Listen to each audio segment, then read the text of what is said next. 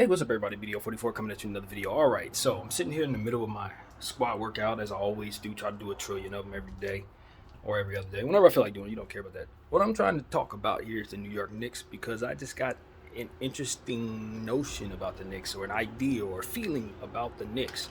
I'm not really sure what it is I'm picking up from that team, but when they came in and saw my Los Angeles Lakers, they played a much better brand of basketball than I'm used to seeing them play, and that was without Jalen Brunson. When you add Jalen Brunson's ability and his basically unguardable style of play, I don't really know how far the Knicks can go. Now, what caps them off, in my humble opinion, is one of their very best players, Julius Randle. I just don't know if I can trust him when I need to. I know he's capable of doing extraordinary things, but I also know he's capable of blowing it. I've seen it. And so it's one of those situations where it's like, if he can keep himself together throughout playoff situations that are really, really crucial, if he can keep his emotions intact and not have messed up technicals or get into egomaniac stuff or do stuff that's just low IQ, if he can keep himself together, the Knicks can overachieve to a very high degree, in my opinion. Now, how far they can go, Larry O'Brien, I don't know about that, because you got to have some experience in some cases, and I just don't see a whole lot of experience on that team at all. But they have the length, the shooting ability, the scoring ability, the defensive players. They got just about everything you need to compete at a high level. And I think they're nestled in this position, middle of the pack in regards to the Eastern Conference, to where you could see them having a path that's a bit better than maybe some of the other teams, just given the circumstances of where they're at. I think they had to play the Cleveland Cavaliers in the first round. They just had a big game against the Cleveland Cavaliers where I believe they won the game. I think they did. Donovan had like 41. I think Jalen had like 48 or something crazy like that. So it was one of those super duels. And you could just clearly see that the New York Knicks are not who they've been all these last 40 years. They're not. They're a different type of team. They got different energy. I just saw a clip of R.J. Barrett and Obi Toppin getting into it on the sidelines during a big game. Obviously, this Cleveland game that just passed. And you could see, the intensity is there. This was a team they knew they are more than likely to match up with in the first round. They went into their house under some seriously heavy pressure and beat them. And that tells me that they have the length to match up with that team. And see, that's my thing. It's like, when I look at the Knicks, the one thing I always say is Robinson going to be healthy enough for them when they need him to be? And if he's 100%, he could provide a certain difference maker type rim protection that can really, put them in a position to really offset some of the teams they're going to see who have some really talented players offensively. So that's where it becomes a situation. Like, they have an answer for maybe one possession or two possessions. They may actually have an answer to stop Giannis from dunking the ball. It ain't gonna happen too often, but one or two possessions where maybe you need that block or you need that stop, because they have that player, they may have an opportunity that most teams won't have. It's the same thing I say about the Celtics when Robert Williams is healthy. You got a player like that down there, you got a chance of getting a stop against one of these superhuman players, Joel Embiid or something. You got a chance, and that's all you can really ask for. Because at the end of the day, if you're in the Eastern Conference, you can have all kinds of wings, you can have all types of forwards, you can have all types of whatever. But you need to be able to overcome Giannis, Joel Embiid. If you don't have the way forward in regards to guarding them, I don't care who you are, you out of here. And so that's really what it comes down to this year, in my humble opinion. And so I look at the New York Knicks and I see a healthy Robinson. I see a healthy entire team. Basically, the whole squad is healthy. R.J. Barrett is year 5. He's getting better and capable of doing wildly fantastic things offensively. Like I said, Jalen Brunson, same thing. And then you look at Josh Hart. I know exactly what type of piece he can be to a winning situation, and has yet to be in one in the NBA. This is the first time I think he could potentially be in one. And I know he's going to excel in that. I look at a guy like Quentin Grimes. He's scary on both sides of the floor. Manuel quickly into what he's turning into overnight. I mean, this dude is broken out this year in a very serious way, man. He's also somebody who can put up crazy numbers. So I'm looking at that team, I'm saying, wait a minute. Everybody needs to stop and look at what the Knicks really have right now. They need to really look and see that they literally have like 3 players who can go for 50 right now. And that, 4, Julius can too. So what I'm telling you is, and I'm really serious when I say this, if I'm Boston, I want to avoid Knicks I don't like that matchup for Boston. They got more weapons in Boston. They got healthier bodies in Boston. I think the Knicks could low-key be a team that could knock Boston off this season. That's not, I'm telling y'all, the matchup ain't that great. Now, Jason Tatum and Jaylen Brown are capable of overcoming a lot of things. As good as they are and as long as they've been together, the experience that they now have, they may very well edge out that series. I'm not telling you guys to put money on the Knicks, but what I'm telling you is on paper, I low-key like the Knicks a little better in terms of depth. Once you start talking about Blake Griffin and some of those other guys back there, I like the Knicks players better. That's when the Knicks flex. And so it's like, look, the Knicks have a deep team. They have depth. They have young players who are ascending into stars, all-stars, maybe even higher than that. You got defensive mindset that's been in place. You have synergy that's been in place for a couple years now. Some of these guys have been on the team for several years now. And so you got a situation where you got the young guys who are rounded into form. They've drafted extremely well. And all of those young guys are now starting to kind of come into their own at the same time. And you got the length of Toppin, Robinson, Julius, even though he doesn't have long arms, but he's still a massively strong human being. Of course, Hartenstein, I think his name's correctly said there, and how well he can play. We saw what he did to my Lakers without scoring. He dominated the game, basically. Like, they have all different types of guys. McBride, a guy who's now on my radar as a defensive lockdown, completely locked us down and created all kinds of problems for the Lakers that day. So this is a Knicks team. I'm like, yo, they are really real. They're real. And because they have Robinson healthy, they may be able to overcome the Cavaliers, because the Cavaliers don't have that type of depth. They don't. You look at that Cavaliers bench, it's not that much better than Timberwolves bench, to be honest with y'all. It ain't. And so I look at the Knicks, I say they should be able to smoke them in the first round, so long as they have the length to offset what's coming at them with those starters. Those starters, you get them in foul trouble, you start exposing what's going on with that Cleveland Cavalier bench. They ain't going to be able to come to the Knicks like that, in my opinion. It's just not. Donovan Mitchell will have to do that every night. I know Evan Mobley is breaking completely out, but I already knew. I told y'all he's going to be one of the best players in the world soon, so that's not going to even be a thing. But, it's one of those situations where it's like, I look at the length and I say Allen and Mobley, as long as they're playing 40 minutes a game without getting tired, no foul trouble, you can still overcome whatever, because that length is impossible to score on. It just renders you a jump shooting team. But with what they have, with Julius Randle and his power, and some of the bigs that those Knicks have, that may not work out for the Cleveland Cavaliers the same way, especially when you consider the type of shooting that's on this Knicks team. Quickly, Barrett. If they're rendered a jump shooting team, they got the shooters. They got the players that can sit there and pop it off. I don't know where Evan Fournier is, if they use him in rotation, but he's still somewhere back there. I know they didn't give rid of that contract, so he's more than capable of shooting the ball if they happen to call his number. Derrick Rose somewhere back there. You know what I mean? So it's like they got the bodies to throw at you, but they got the youngsters to make it so that they never have to play them dudes. And that, my friends, tells me that this could be a special New York year. This is definitely the best New York team in my lifetime. Well, not my lifetime. That's 2000. They went to the NBA Finals. But they ain't been that good since, and I don't think they were good before that. Not in my lifetime. I mean, yeah, we had a couple. Well, let me go back a little further. I got to say Patrick Ewing. I'm 38 years old, so. But let's be honest, the Knicks ain't never been good, man. Not really. Even Patrick Ewing missing layups against the Pacers. I still remember that dude. So, look, this is the Knicks team now. If I'm a Knicks fan, this is the one. This is the game. This is the year I'm watching every game. This is the year I think we got a chance. Well, I'm telling you, I'm not saying you're going to win the championship. But I'm telling you, as I look at the teams in the Eastern Conference, I don't really have a whole lot of faith in teams over there as others do. I think Milwaukee's a little thin on their bench. They're a little thin, even though they have some stars on the bench. They lose a couple of them, that series can go left for them. I look at teams like, who else is up there? Boston, obviously, I said the same thing. Boston's pretty good. I like Boston. I just think that they're a little old in the back of their bench, and I think that could hurt them. They're a little old, man. I don't love what they've done with the place pretty much, even though it's working.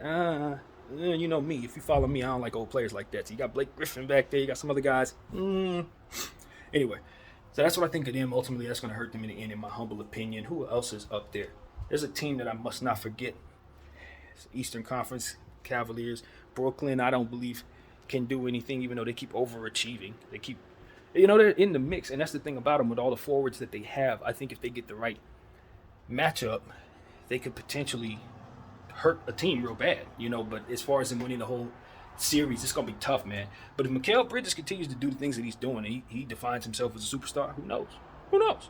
But I don't think they have the enough length yet.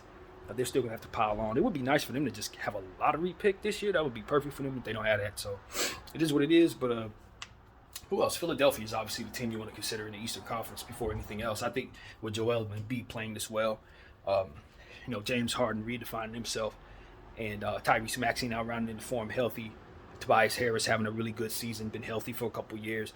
So you can see this being a very good year for the Philadelphia 76ers. And in comparison to the New York Knicks, I think you may like the Philadelphia 76ers a little more just because of the overall empowering nature of Joel Embiid, who's not scoring anything less than 40 against you pretty much going forward. So it's one of them situations where it's like, for me though, as I look at the New York Knicks and I look at the Philadelphia 76ers, I say, okay, well, the problem with the Sixers, in my humble opinion, is their bench is not that strong either. If for some reason something happens to Joel Embiid, that's a different team. That's a jump shooting team. If something happens to Joel Embiid, they got to change their entire style. They're not prepared for that. And I don't expect he'll go nowhere, knock on wood. Hopefully he's always healthy. But it's as simple as get him in foul trouble and see what else they can do. See who else is going to be able to keep you from keeping them from being jump shooters. And like I said, with the Knicks, they got the bigs to where they can guard Joel Embiid in pockets at a time, at least throw enough length at him to give themselves a chance on the boards every night, and that's gonna wear him down. See, that's what I see. The New York Knicks, if you throw enough of those bigs that they have, Hartenstein, obviously Robinson, obviously Julius, you throw enough of those people at him for a 7-game series, it's gonna wear him down. And in my mind's eye, I don't know who their backup is.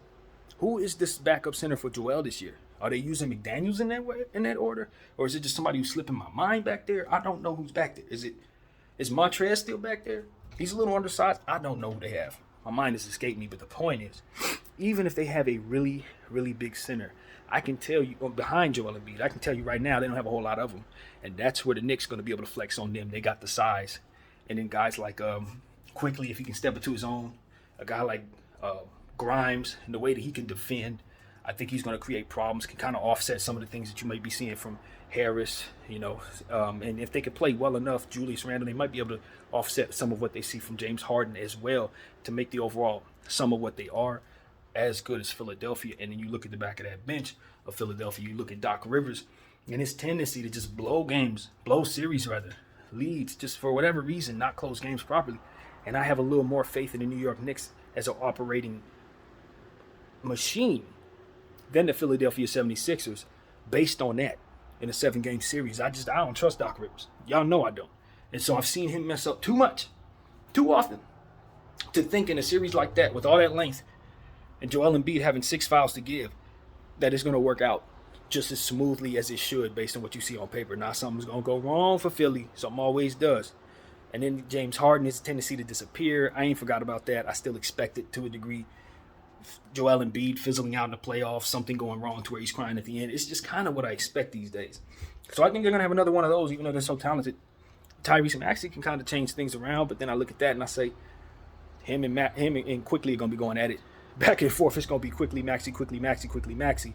And if Quickly has it going, he might be able to win that matchup. He really may. So it's like, this is a fantastic situation. And you look at Julius Randle and it's like, all right, Juju, are you going to try to be the star of the show? With all of what I've said, the best thing that you got going for yourself is that you have so many other guys around you who can do everything. So all that ISO Juju, all that I got to take it for myself, let me shoot off the dribble, that's going to be the bane of the Knicks. That's going to be the problem. That's where everything goes left. Julius Randle trying to be super duper Julius instead of putting the ball in Jalen Brunson's hands and letting him do what he does. Because that's where you're going to win. Whatever you win, it's going to be on Jalen Brunson, Quickly, Barrett, Robinson. You see what I'm saying? It's everybody. It has to be a team effort. When y'all beat my squad, it was a team effort. And it started on the defensive end. So if the Knicks commit to the defensive end, don't settle for jump shooting, don't get Juju crazy, and put the ball in Brunson's hands as much as humanly possible to let him dance, I think the New York Knicks can get out of the second round and get to the Eastern Conference Finals. I think they can get to the third round depending on their path. Because I like them against some of these teams. I do. I like them against some of these teams. First of all, like I said, Cleveland, it's going to be a tall task to beat Cleveland. Very tall task. And that No pun intended with those two stilts obviously be in place. But it's going to be very difficult for them to beat the Cleveland Cavaliers. But if they overcome the Cleveland Cavaliers and get past that length and get past Donovan Mitchell and his ability to go for 100,000 points, whoever they see in the second round, barring health being fine, I think the Knicks are going to be on a string with a whole entire team of players that are ready to contribute. And this is one of those teams where I say I would not shrink my bench in the playoffs at all. Ain't no shrinking no bench in this situation. I want to use the full spectrum of that roster because they can all attack you in different ways. And so that's what I'm thinking. Forget anything other than that. Keep all 11 of them dudes, including McBride, in a very nice rotation. Some guys won't play certain nights, but you make sure all them dudes are playing in the playoffs. Believe me, that's what I would do if I'm Coach Tibbs, because at the end of the day, that's their strength. Their strength is in their depth, in the sum of their entire parts. And so that's what I see there, man. I see a dangerous Eastern Conference team.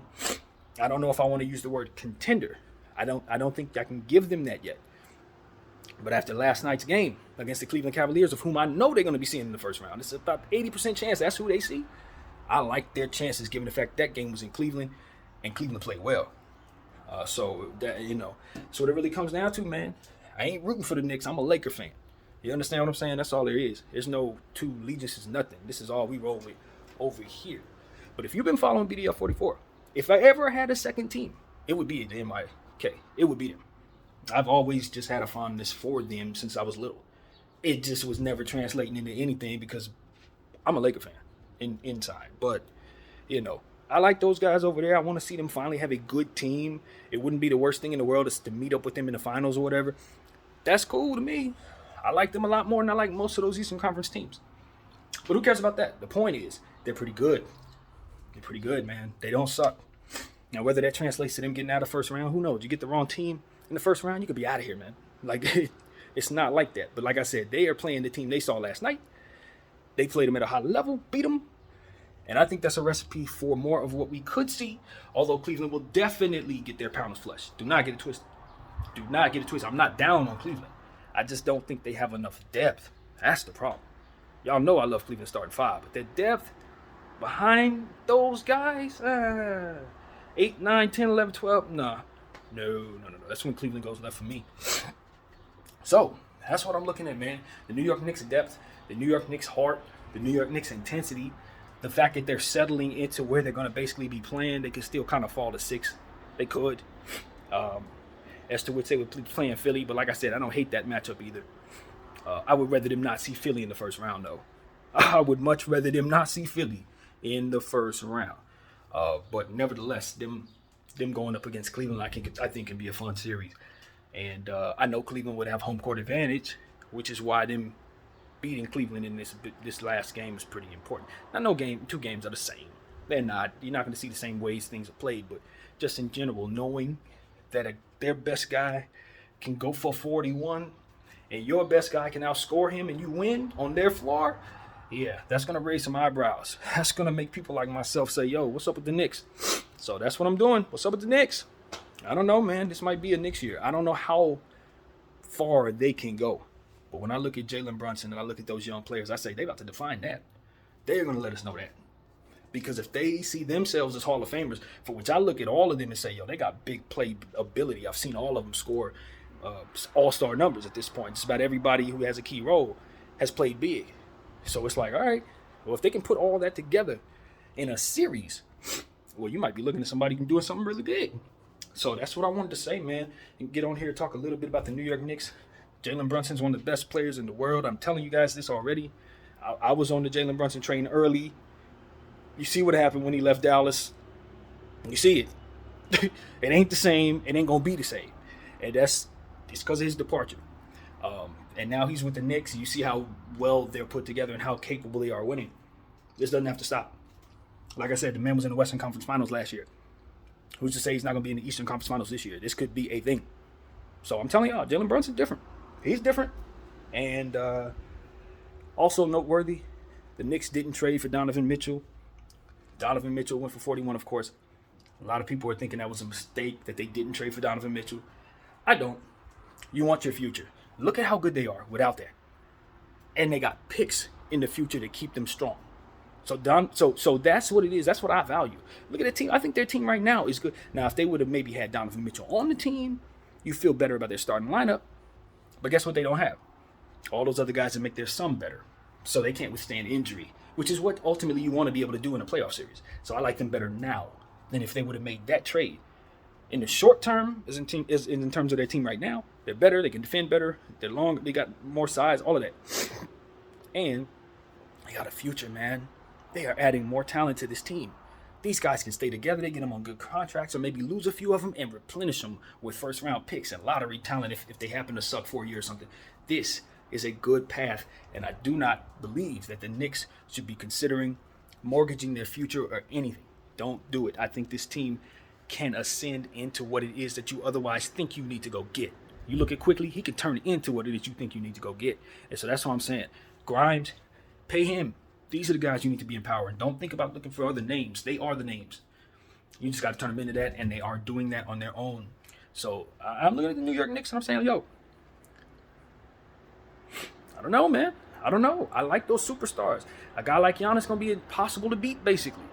You know, a guy like Joel is going to be impossible to beat, basically. I'm not fooled. I'm not sitting here saying that the Knicks are going to win the entire championship or that they're just going to mow down the East or anything like that. I'm just saying to you that I am sensing something special. And if things open up for them, a couple ankle rolls from some of those guys, something the guys just don't play well, whatever happens, if the Knicks play to their capability and what it is they're showing me, they can win. They can win a lot. And so that's what I got to say, man. That is the thought. My name is BDL44. I thank you all for watching.